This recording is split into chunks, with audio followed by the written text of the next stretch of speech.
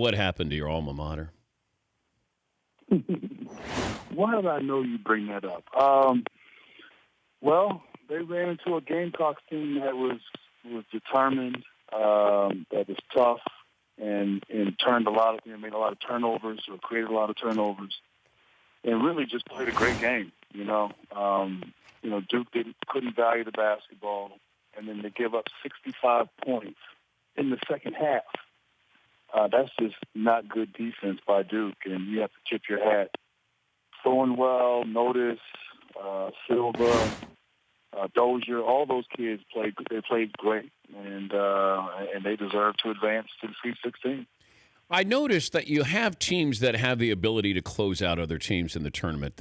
And I don't know what it comes down to, if you've been in the moment, if it's seniors or juniors, but we saw some teams who could and some teams who couldn't. What is it about that in that final minute of an NCAA tournament game where it comes down to being in the moment and understanding what you need to do and what you need to avoid? You're right. There is a certain special quality that some teams have. And I was in Indianapolis this past weekend and in Michigan.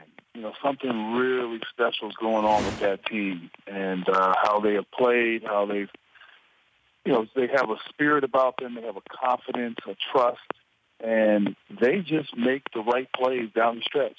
They get stops, they get blocks, they force turnovers, and they're able to have guys step up on the offensive end. And so, it's hard to put into words what that is or what makes that or what the ingredient is for that kind of success. But they are an experienced team. You got guys like Derek Walton and Rockman and Irvin. I mean, they've been battle tested, and then Wilson and Wagner are capable players who have experience as well. So, you look last year, Villanova. It was a team that didn't have a superstar, didn't have a NBA draft pick from last year, a first-round draft pick. But they had a collective belief, a collective confidence, a collective toughness that allowed them to, have a great tournament and ultimately win a close game down the stretch. You got a chance to see Kentucky against Wichita State. It's almost as if Kentucky's a little bit of an underdog here. Do you get that feeling that we're not talking about Kentucky the way we talk about some of these other teams here? Yeah, it was kind of weird.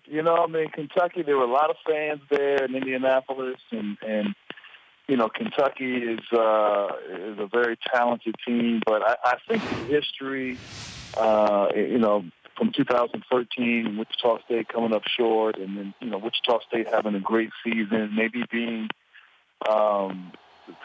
incorrectly seeded. I don't think they were a 10 seed. Yeah. And just having great depth. There was a feeling that Wichita State was going to win that game. And they played well and competed and played hard. But, we talk about experience, we talk about closing out games. Well, the freshmen of Kentucky yesterday did a magnificent job. Malik Monk, who kind of has struggled as of late, hit a big shot.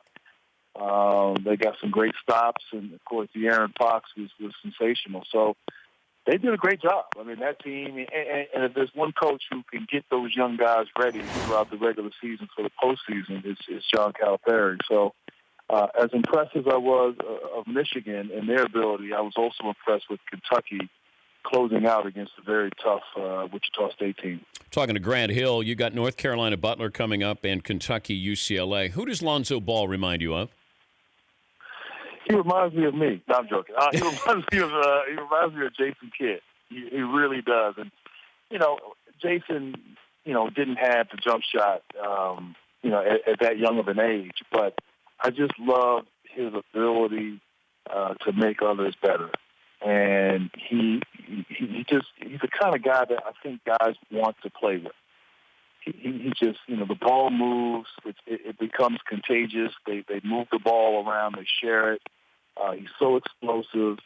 He just plays basketball the right way. And he can dominate a game without scoring. And, of course, we know he can score. We know he's got great range. He's a great athlete.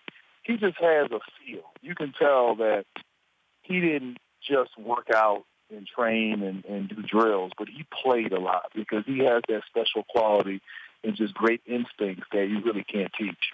I wanted to hit on this topic since you being a former NBA player, all-star, and covering the NBA. Is there anything the commissioner can do about these star players sitting out games, as we saw recently with what happened with the Cavs against the Clippers? Well, it's a great question. I mean, I think there's been much more of an emphasis overall in this sort of modern era in the NBA of resting players and preserving players.